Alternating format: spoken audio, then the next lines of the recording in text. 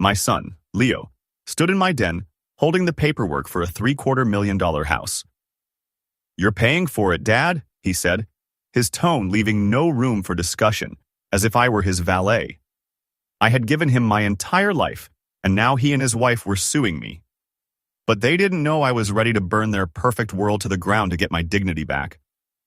The front door groaned open, letting in a blast of cold January air. Leo stood on the threshold, his expensive wool coat dusted with snow, clutching a thick manila envelope. His wife, Chloe, hovered just behind him, her lips a thin, tight line, a designer scarf artfully draped over her shoulders. My small den, with its worn-out recliner and scuffed-up coffee table, suddenly felt cramped and shabby under their combined gaze. I hadn't seen them in months, not since Christmas when Chloe had subtly complained that my roast was dry. Now, here they were, completely unannounced. "Dad," Leo said, his voice flat, as if he were reading from a cue card. "We need to talk." He tossed the envelope onto the table. It landed with a dull thud, a sheaf of papers spilling partway out. I froze, the warmth of my coffee mug a stark contrast to the chill in the room. The steam rose from it like a silent question mark. "What's this?" I asked, carefully setting the mug down. My gaze flickered to Chloe.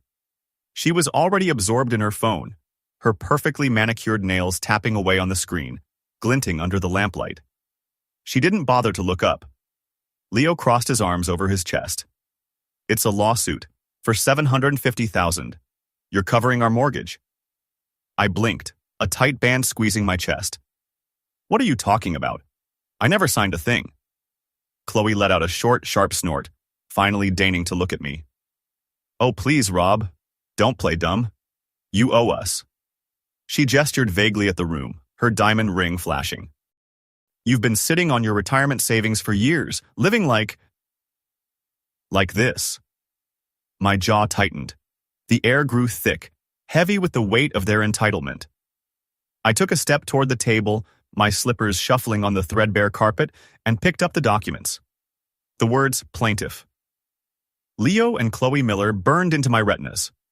My own son, suing me. For a house I had never set foot in. For a debt that wasn't mine. "Leo," I said, my voice low and dangerous. "Explain this. Now." He just shrugged, as if it were the most reasonable thing in the world. "You promised you'd help us, Dad. Years ago. You said you'd always have our back. Well, we need you to have it now. The bank is breathing down our necks." "Promised?" I snapped, my hands starting to shake. "I paid for your college, your first Subaru, your damn wedding, and now this?" Chloe laughed, a sound as sharp and cold as ice. "You call that help? You've lived like a hermit your whole life, Rob. Hoarding your money while we're trying to build something real. It's time for you to step up." Her words felt like a physical blow. I gripped the papers, the edges crumpling in my fist. A memory flashed through my mind. Leo, 5 years old, giggling as I pushed him on a swing in a park that was now probably a strip mall, his laughter echoing in the summer air. That boy was gone, replaced by this stranger in a tailored coat who was demanding my life savings. "Get out," I said, my voice barely a whisper. Leo raised an eyebrow. "You don't get it, do you? This isn't a request." He turned, his expensive boots thudding on the old hardwood. "We'll see you in court." Chloe followed him, her heels clicking, without a single backward glance. The door slammed shut, and the silence it left behind was deafening. I stood there, the papers feeling impossibly heavy in my hands. My eyes drifted to a photo on the mantelpiece, Leo at 10, holding up a Little League trophy, me beaming with pride beside him. A burning sensation rose in my throat. I had given him everything. Every double shift at the factory, every vacation I never took, every dream I had quietly buried. For this? I sank onto the couch, the old springs groaning in protest. The lawsuit stared up at me from the table, a betrayal spelled out in black and white. Chloe's words echoed in my head. A hermit. My pulse began to pound, not just with pain, but with something else, something sharper. Anger. They thought they could break me, take everything I had worked for, and just walk away. They were wrong. I stood up, the papers still clutched in my hand, and walked to the window. The red taillights of their SUV faded into the snowy Denver night. The cold pressed against the window pane, but inside me, a fire was starting to burn. I looked back at the photo of Leo, its frame coated in a fine layer of dust. Everything I thought I knew about my son had just turned to ash. The den was too quiet after they left. The crumpled papers lay on the table, but I couldn't bring myself to touch them again. Not yet. My eyes drifted back to the mantel, to that same photo of Leo. His gap-toothed, 10-year-old grin felt like a lie. I crossed the room, my socks silent on the worn carpet, and picked it up. A film of dust came off on my fingers. When had I stopped wiping it clean? I sank into my armchair, the photo feeling heavy in my hands. The frame was cheap, something I'd bought at a drugstore decades ago. My thumb brushed over the glass, and a memory flickered to life. 1997, Leo's first big game. I'd worked a double shift as the factory foreman, my eyes burning with fatigue, just to make it to the field on time. He'd hit a home run, and I'd cheered until my voice was raw. That night, he'd drawn me a picture of a stick-figure dad wearing a cape. My hero, he'd scrawled underneath in crayon. The photo slipped, and I caught it just before it hit the floor, my chest aching. The past was pulling me under. I set the frame down and reached for an old shoebox on the bookshelf, hidden between tattered Western novels. Inside were letters, receipts, the fragmented pieces of a life I had built for him. A yellowed carbon copy of a check for $18,000 for his tuition at CU Boulder, paid in 2008. I'd put off buying a new truck to cover it. A birthday card from Leo when he was 16. "Thanks for everything, Dad. You're the best." My hands shook as I reread the words. When had he stopped meaning them? I stood and began to pace, the floorboards creaking under my weight. Another memory surfaced, 2003, Leo's first car. I had dreamed of traveling, of seeing the national parks, maybe driving up the coast. Instead, I bought him a used Subaru and handed him the keys with a smile. He'd hugged me, but his eyes were already on the road, eager to drive away. I told myself it was worth it. Then came Chloe. I found a photo from their engagement dinner in 2018, tucked inside the box. Leo was laughing, his arm wrapped tightly around her. Chloe's smile was strained, her eyes scanning my modest dining room, taking in the peeling wallpaper and mismatched chairs. "Cozy," she'd said, her tone dripping with condescension. Later that night, she'd whispered to Leo, loud enough for me to overhear, "He could have done better than this dump." I'd pretended I hadn't heard. The box tipped, spilling its contents onto the rug.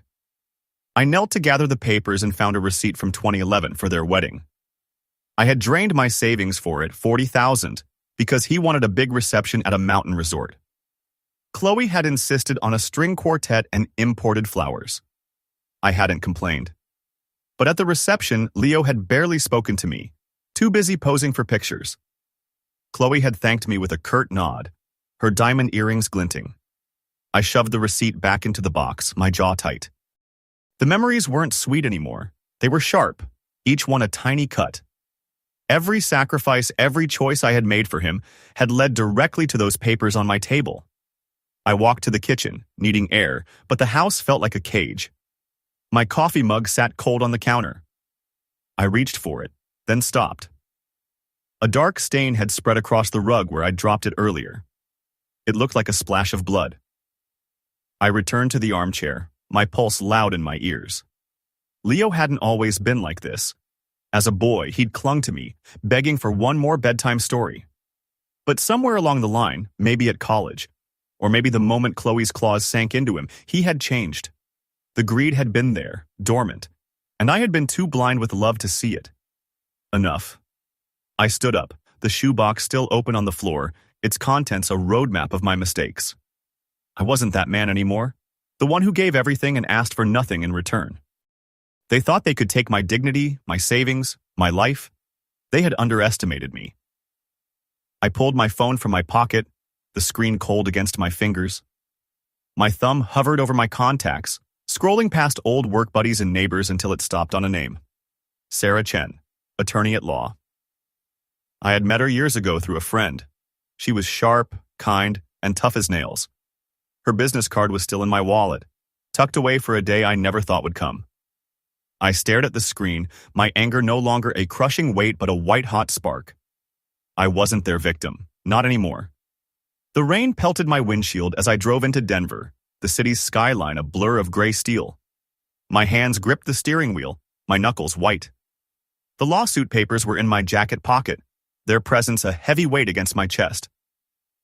I'd called Sarah Chen that morning, my voice steady despite the knot in my stomach.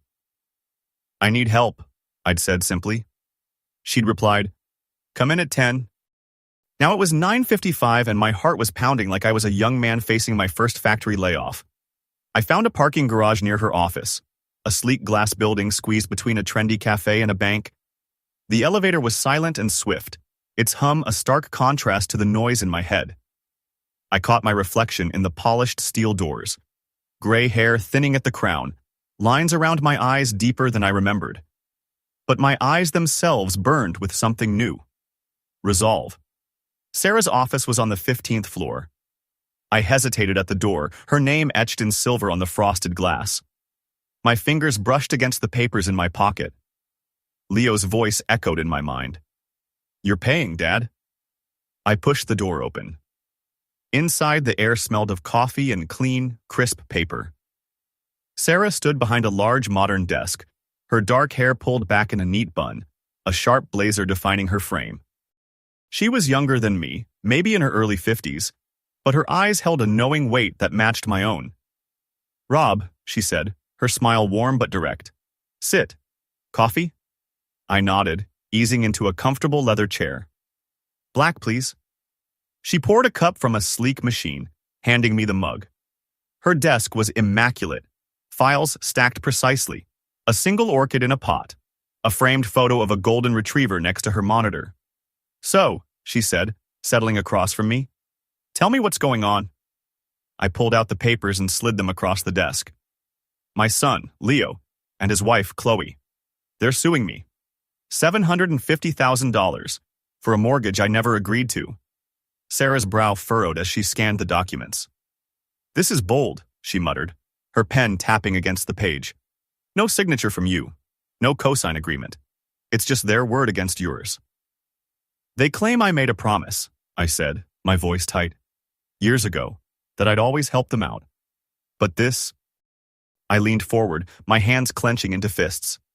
"They're trying to bleed me dry." Sarah set the papers down, her gaze steady and sharp. "Why now?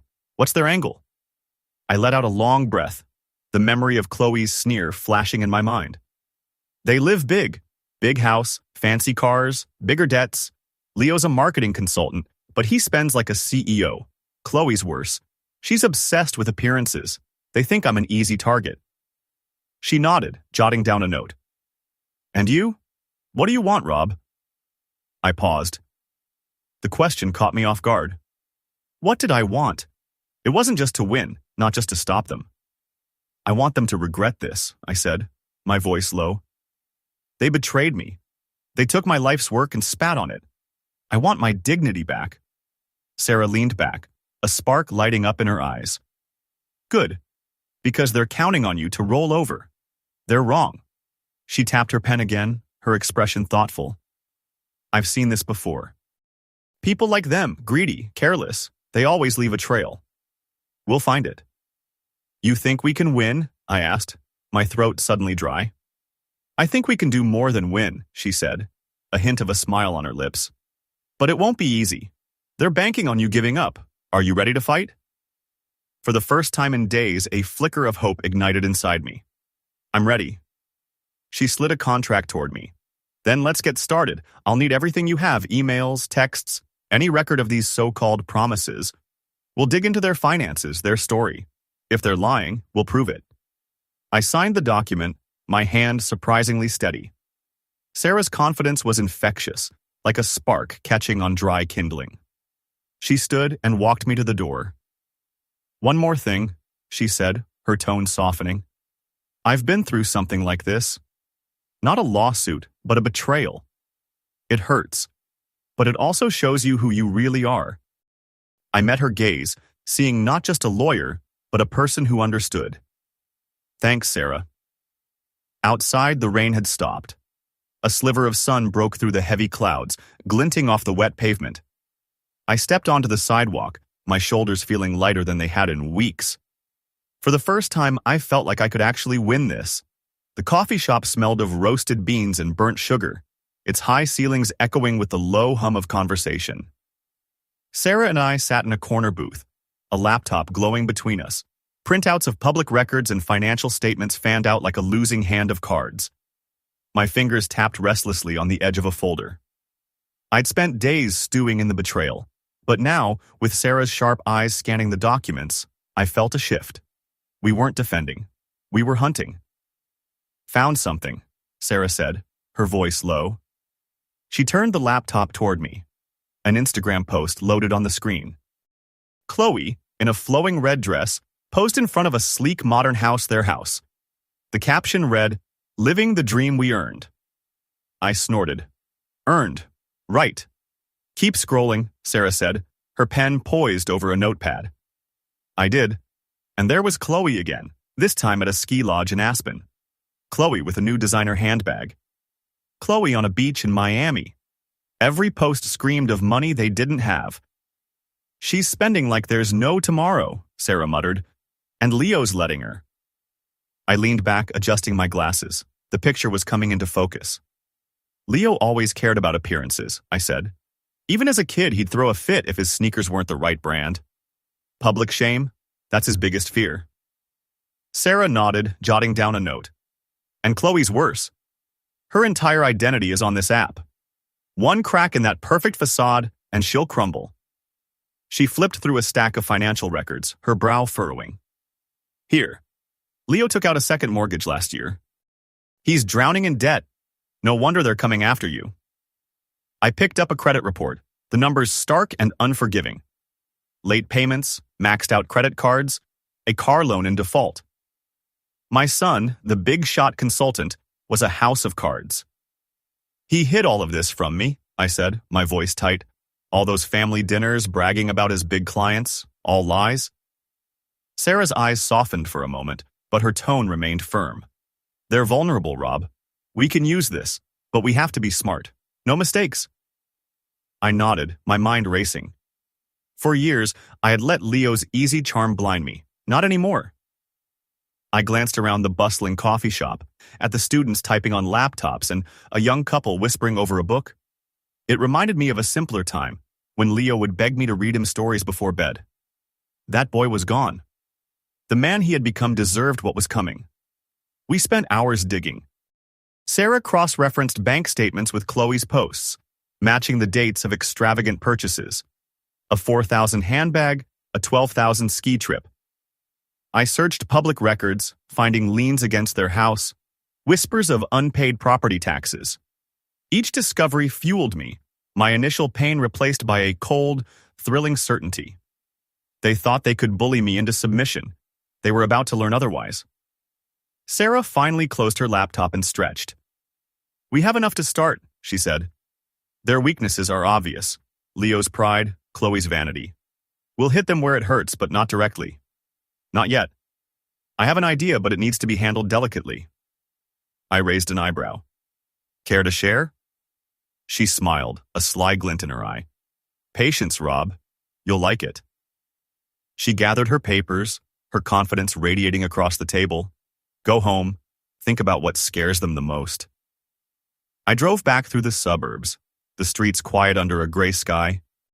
My house was dark when I pulled into the driveway, the porch light flickering. Inside, I dropped my keys on the counter, the silence feeling heavy. The lawsuit papers were still on my table, but they didn't intimidate me anymore.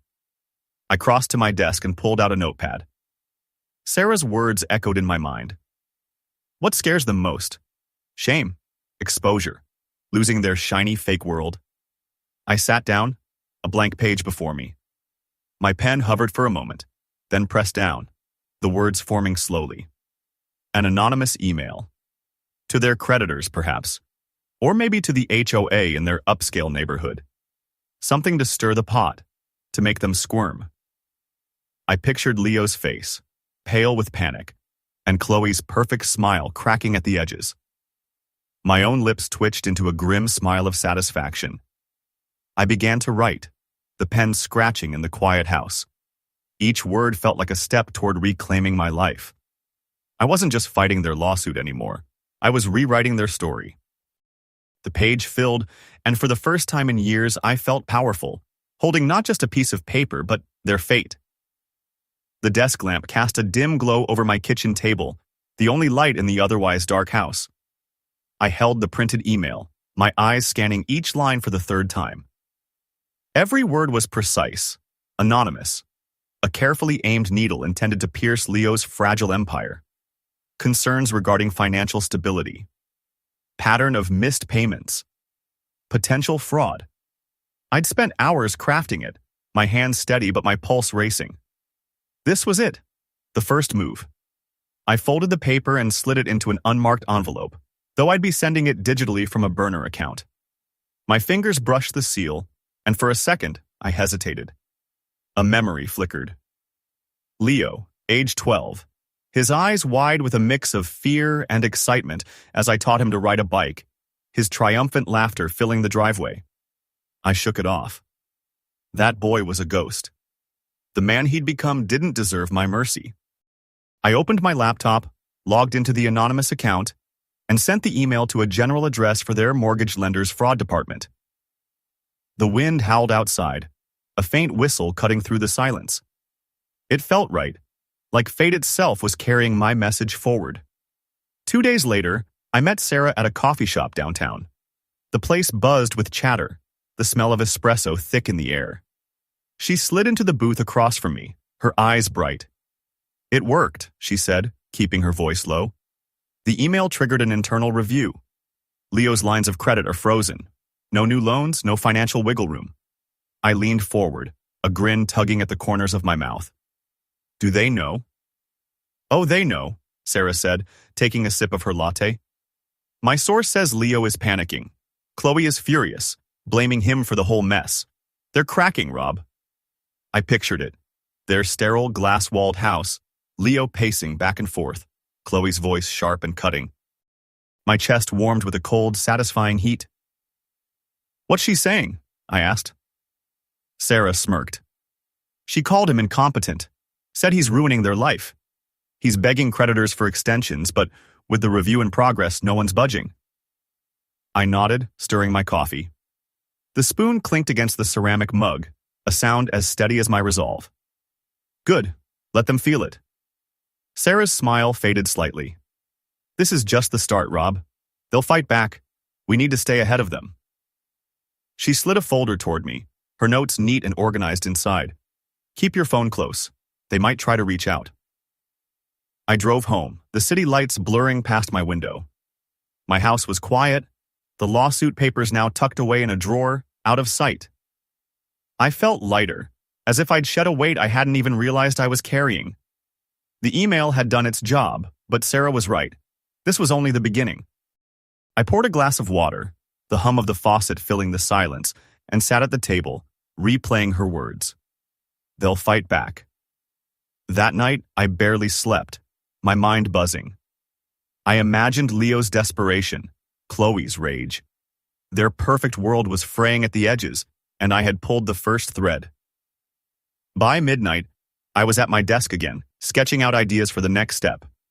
Sarah's plan, whatever it was, would be bigger. I trusted her. My phone buzzed, the screen lighting up the dark room. A text from Leo. "We need to talk. Now." My heart gave a kick, not of fear, but of anticipation. He was rattled. Good. I set the phone down, my fingers hovering over the reply button. Let him wait. I leaned back in my chair, the old wood creaking. The text glowed on the table, a challenge, a visible crack in their armor. I stared at it, knowing they had felt my first blow. The roar of Leo's SUV broke the morning quiet, its tires crunching on my gravel driveway. I was standing at the kitchen sink, my phone still in hand from his text last night. "We need to talk. Now." I hadn't replied. "Let him stew." The doorbell rang, sharp and insistent. My pulse quickened, but I set my jaw. I wasn't the man who had cowered when they'd slapped me with a lawsuit. Not anymore. I opened the door, the cold air rushing in. Leo loomed on the porch, his face flushed, his eyes wild. Chloe stood behind him, her arms crossed tightly, a silk scarf fluttering in the wind. "What the hell did you do?" Leo snapped, stepping forward. I didn't budge, my hand tight on the doorframe. "Come in," I said, my voice perfectly even. "Say what you need to say." They pushed past me, Leo's boots thudding on the floor, Chloe's heels clicking like tiny hammers. My living room felt small again, their presence sucking the air out of it. A neighbor from across the street was peering out from her porch, her curiosity piqued. "Good. Let them see." Leo spun on me, jabbing a finger in my direction. "You tipped off the creditors, didn't you? My accounts are locked. They're auditing everything." I raised an eyebrow, leaning casually against the back of the couch. "Sounds like a you problem, Leo. Maybe you should try living within your means." Chloe gasped, her eyes narrowing into slits. "How dare you?" Her voice cracked, a theatrical welling of tears in her eyes. "We're your family. You're ruining us." She dabbed at her eyes with a delicate finger, but I caught her glancing at the hall mirror to check her reflection. Pathetic. "Ruin you?" I said, stepping closer. "You sued me for $750,000 I don't owe. You started this." Leo let out a bitter laugh. "You think you're so clever? Our lawyers are adding new charges, emotional distress, defamation. You're going to lose everything." His voice shook, betraying the panic underneath the bluster. I crossed my arms, a silent shield. "Do what you have to do. I'm not afraid of you." Chloe's tears vanished as quickly as they had appeared, her face twisting into an ugly mask. "You're a selfish old man," she hissed. "You could have helped us, but you chose this." She grabbed Leo's arm. "Let's go. He's not worth it." They stormed out, slamming the door behind them. Their SUV peeled away, spitting gravel. I stood perfectly still, my heart pounding but my resolve like iron. They thought they could scare me. They were wrong. I met Sarah that afternoon in her office, the air warm with the scent of coffee. She was leaning over her desk, a file spread open. "They're rattled," she said, her eyes sharp. "My contact says their lawyer is pushing for a quick settlement. They're scared you'll expose more." I nodded, sinking into a chair. "They came to my house, threatened to escalate the lawsuit." Sarah frowned, tapping her pen. "They're desperate." "That's good, but it also makes them dangerous. We need to be careful." She slid a folder toward me. "I've got something. Serious leverage. I'm not ready to show you yet, but it's big." I raised an eyebrow. "How big?" She smiled, a sly, knowing look. "Big enough to make them regret ever crossing you. Trust me." She leaned back, her tone softening. "You held your ground today, Rob. That's not easy." I shrugged, but her words warmed me. Felt good, telling them no. "It should," she said, pouring me a cup of tea from a thermos. The steam curled up between us, a calming presence. "We're close. Stay sharp." I drove home as dusk settled over the quiet suburbs. My house was dark, but it felt like a fortress now, not a cage. I locked the door, my eyes drifting to the folder Sarah had sent me home with. Preliminary evidence, she'd called it. I sat at the table and flipped it open. Bank records, emails, fragments of their web of lies. Each page was a weapon, and I was learning how to wield them.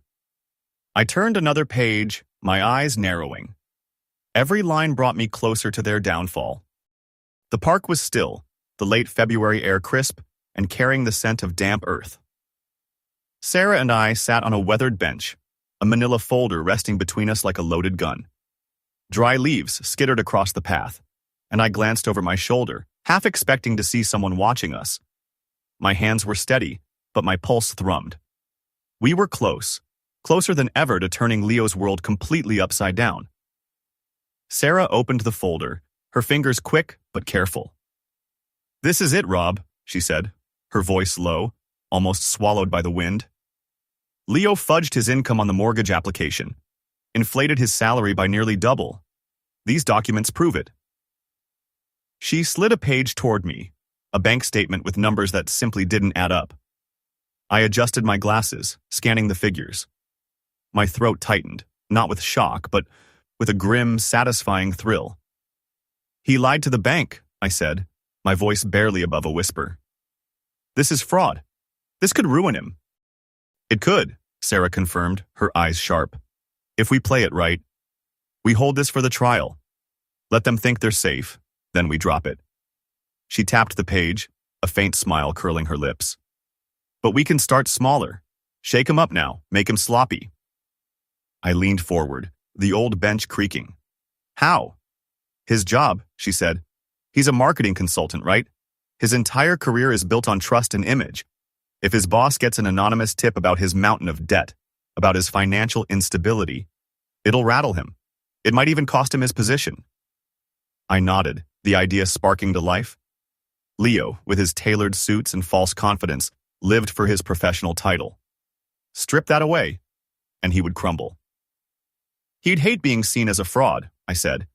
"He always did. Even in high school, he'd lie about failing a test, claim he aced it." Sarah chuckled, tucking a stray strand of hair behind her ear. "Sounds like a plan. We'll send an email to his company's HR department. Nothing traceable. Just enough to start the whispers." She paused, her gaze softening. "Are you okay with this, Rob? It's a big step." I met her eyes, feeling the weight of her question. Was I okay? A month ago, I would have hesitated, clung to the ghost of the son I once knew. Now, I saw only the man who had sued me, who had spat on my life's work. "I'm more than okay," I said, my voice firm. "I want him to feel it." She reached out, her hand briefly brushing my arm. "Good. We're in this together." Her touch lingered, warm and reassuring, and for a moment, the park felt less cold. We spent an hour strategizing, our voices hushed. Sarah sketched out the email's outline. Vague but pointed, hinting at Leo's financial troubles without naming any sources. I added details, remembering how he'd bragged about bonuses he never actually earned. Every word we planned was another brick in the wall we were building around him. But Sarah was clear. The real blow, the forged documents, would wait. "Timing is everything," she said, closing the folder. "We'll save the knockout punch for court." I stood, slipping the folder into my bag. It felt heavier now, like a secret ready to burst. "I'll draft the email tonight," I said. "You'll check it?" "Always," she replied, standing as well. She grinned, a spark of mischief in her eyes. "I love a good detective novel. This is even better." I laughed, the sound surprising me.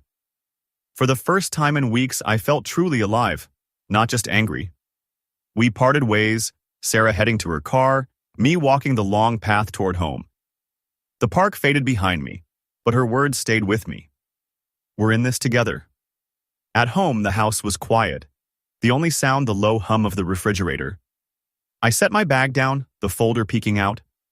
My desk waited, a single lamp casting a warm glow.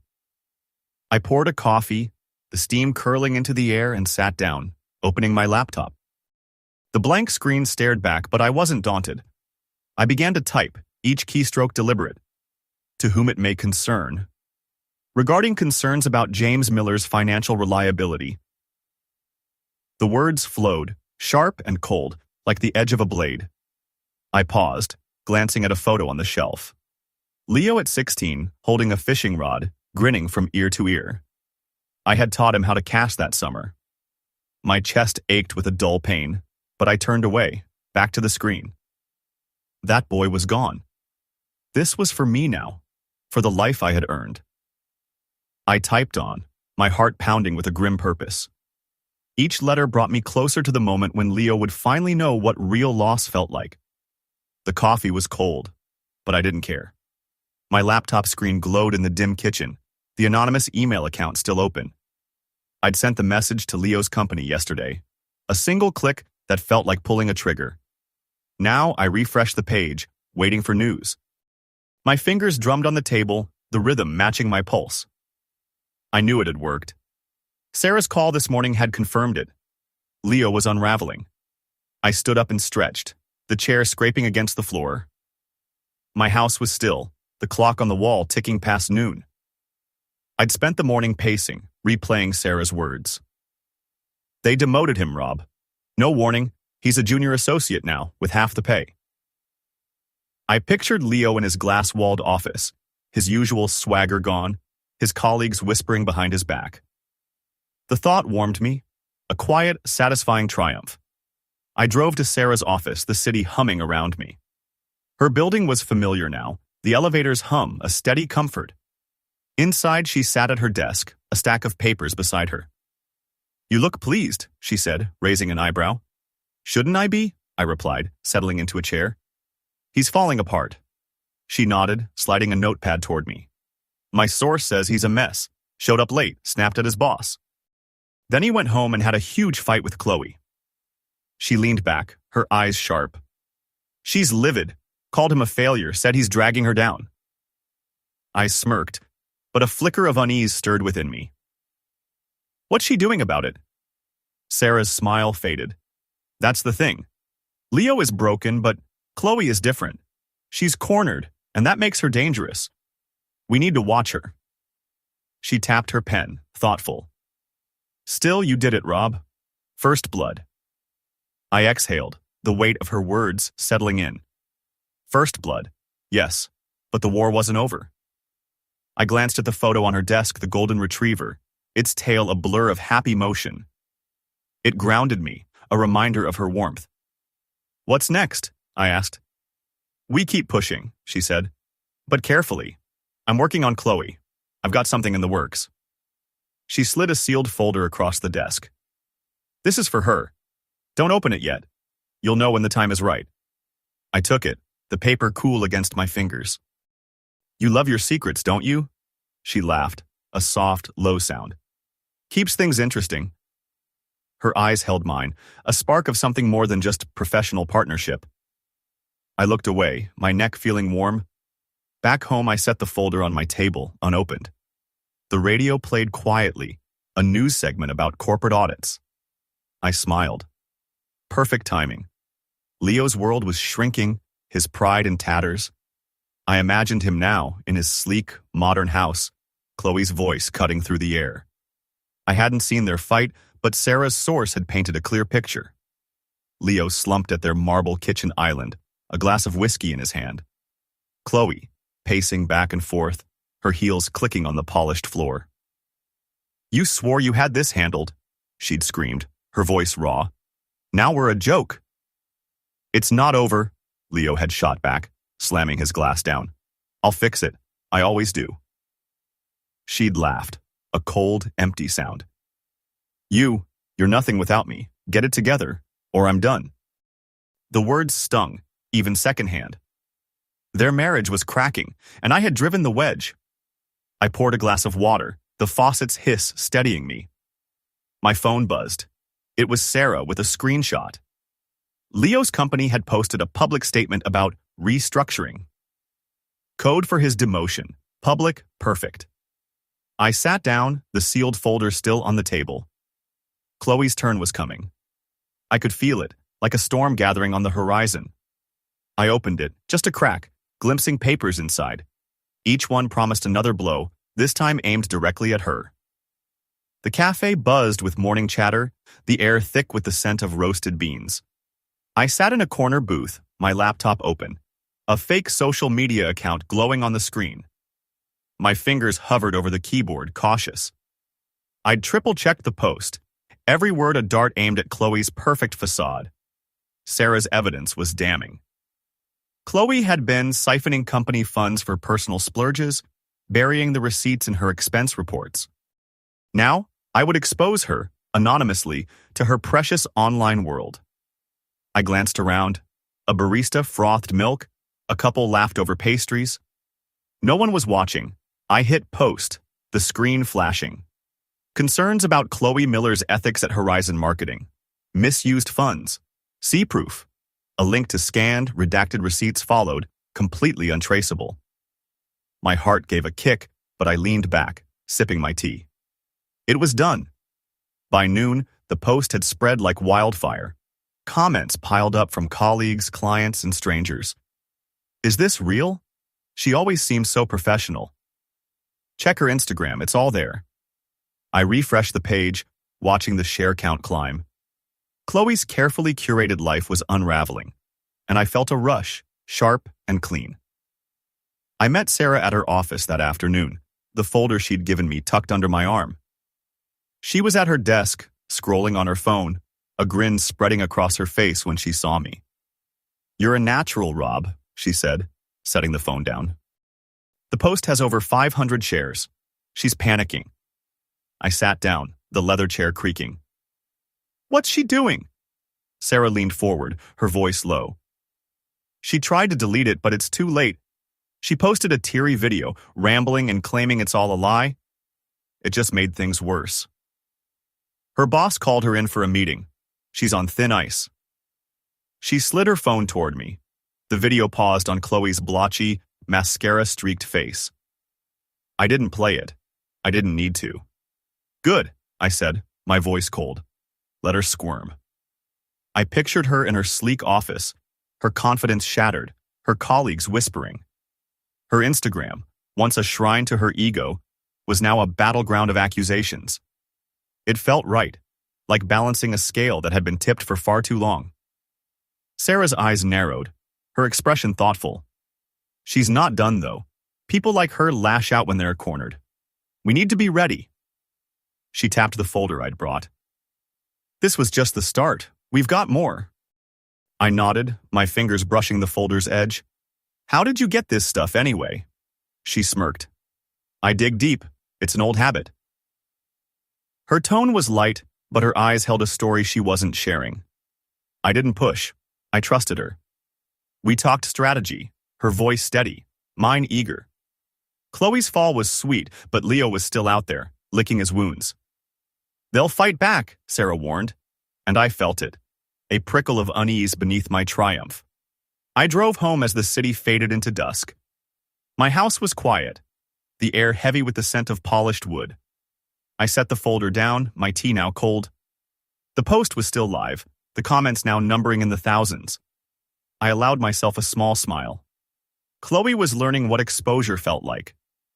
I didn't see her reaction firsthand, but Sarah's updates filled in the gaps. Chloe, in her pristine living room, screaming into her phone. "It's slander," she'd yelled at a colleague. "I'll sue whoever did this."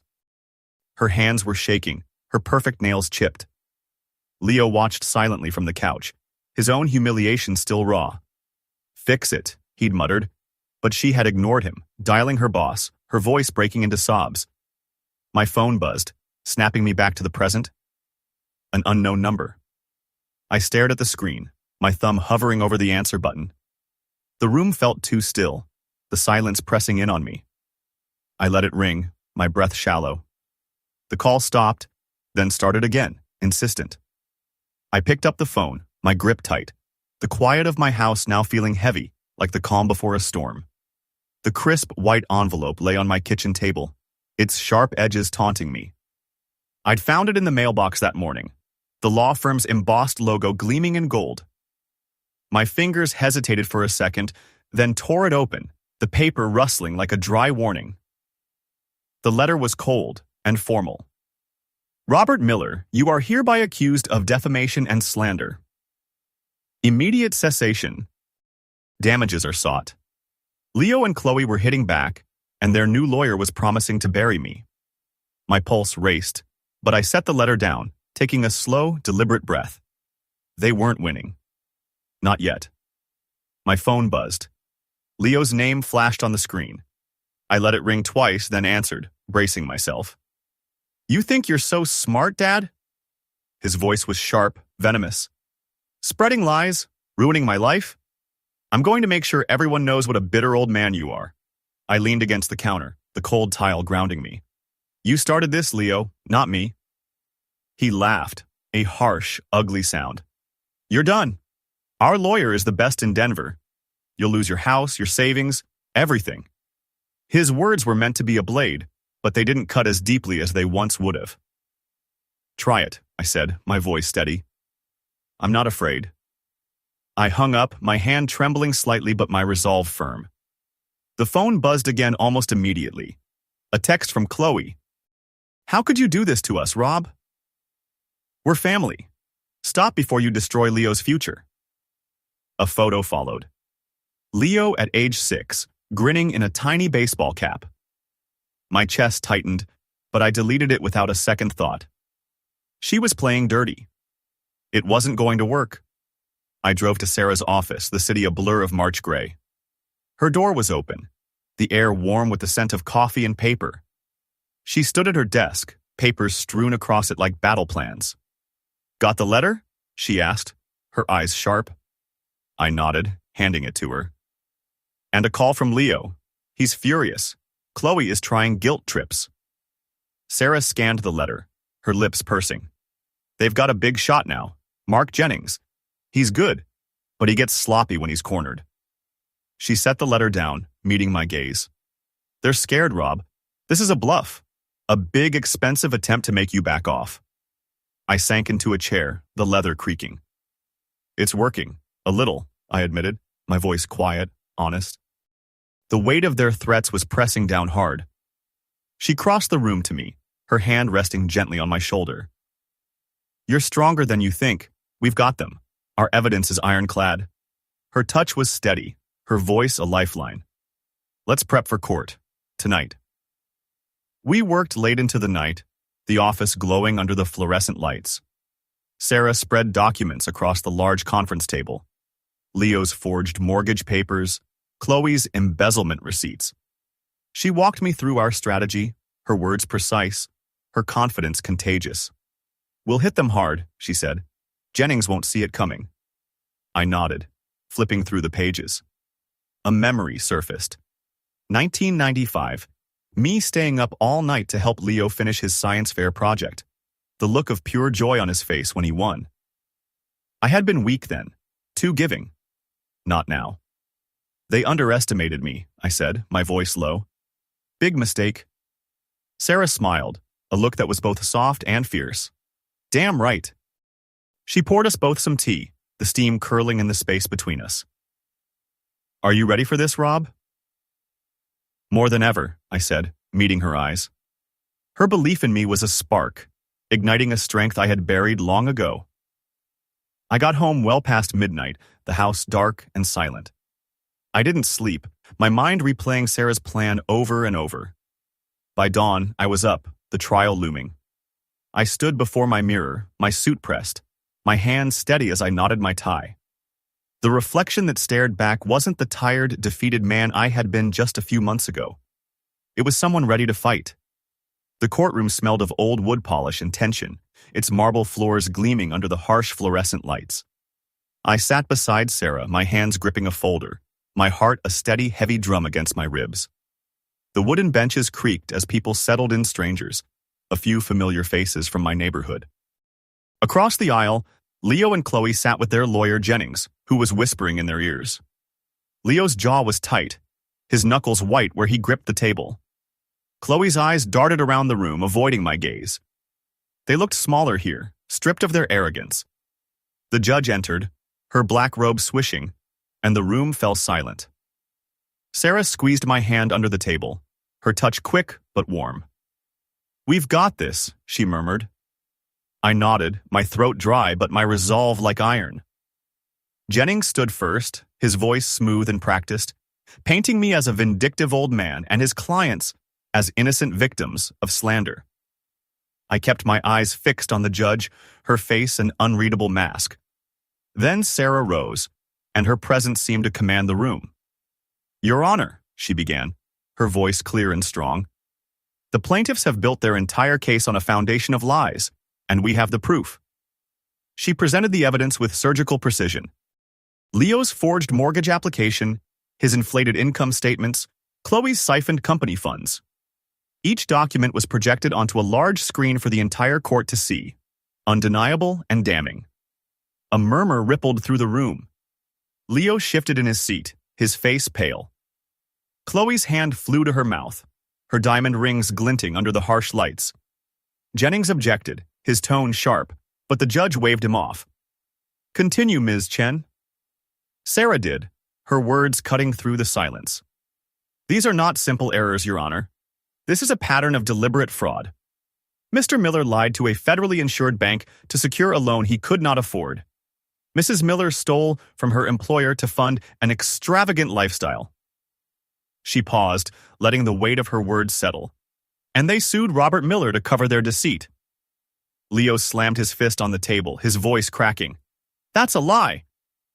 The judge's gavel cracked down, the sound echoing through the room, silencing him.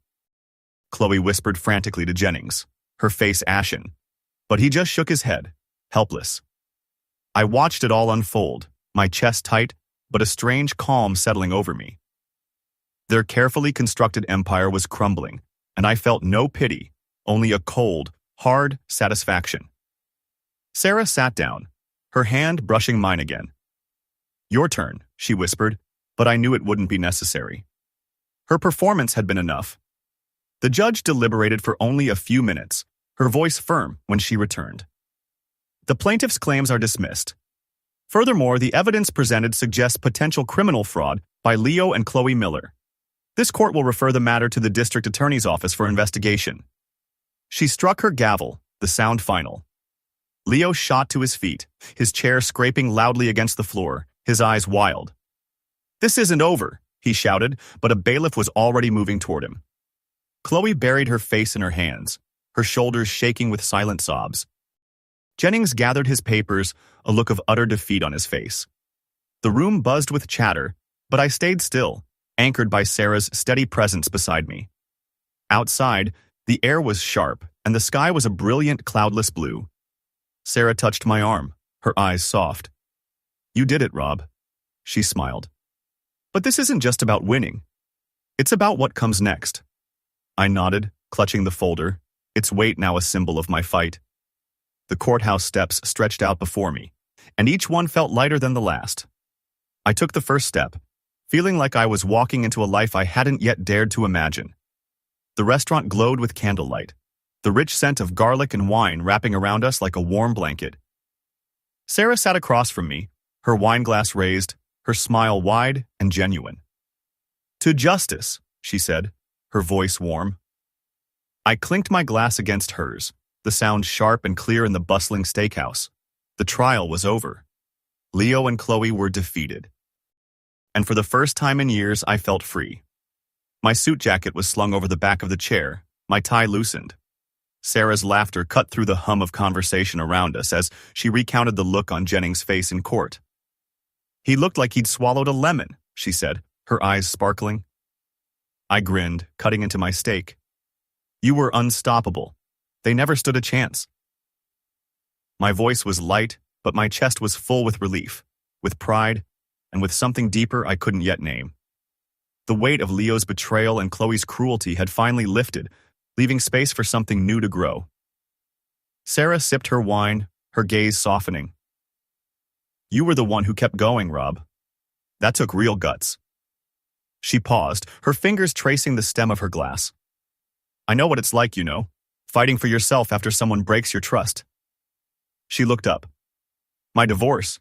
It was ugly. I leaned forward, curious. She'd never shared this before. What happened? She shrugged, but her eyes were distant for a moment. He cheated, lied, took half of my savings. I rebuilt my life, but it changed me. It made me a better judge of character. Her gaze met mine, steady and clear. Like you. Her words settled over me, warm and heavy. I nodded, my throat tight. I lived my whole life for Leo. Every late night at the factory, every missed opportunity. It was all for him. Now, I'm done. I paused, the truth of it spilling out. I'm selling the house. Maybe I'll travel. See the parts of the country I always ignored. Sarah's eyes lit up. Where to? Anywhere, I said, laughing. The national parks, maybe. Or drive up the Pacific coast. Somewhere with sun and open road. A memory flashed. Me in my 30s, working double shifts, saving for Leo's future, dreaming of seeing the Grand Canyon but never going. I'd sacrificed too much? No more. You should, Sarah said, leaning in. And maybe I'll come visit you. For a weekend at least. I've always wanted to see Zion. Her tone was light, but her eyes held a question, a spark of something more. I smiled, my heart giving a hopeful kick. I'd like that. The words felt bold, new. Sarah wasn't just my lawyer anymore. She was my friend. Maybe something else entirely. The thought warmed me more than the wine. We talked for hours, the restaurant slowly emptying around us. I remembered moments I hadn't thought of in years. Buying Leo his first car when my own truck was falling apart. Skipping a trip with friends to pay his tuition. Each choice had built a cage around me, a cage I had only now escaped. Sarah listened, her hand occasionally brushing mine across the table, her laughter pulling me forward into the future. I called a realtor the next day, the decision firm, and final. The house, with its creaky floors and faded photographs, was my past. I started packing boxes, and each one felt lighter than the last. A postcard from Leo, tucked away in a drawer, caught my eye. "Thanks, Dad." I set it aside, the anger finally gone. He was a part of my past, and I was moving on. That evening, I stood on my porch as the sunset painted the sky in shades of orange and gold. The realtor's "for sale" sign was staked in the front yard. My house keys dangled from my hand, cool against my palm. I looked out at the horizon, wide and promising, and knew it held more than I had ever dared to dream.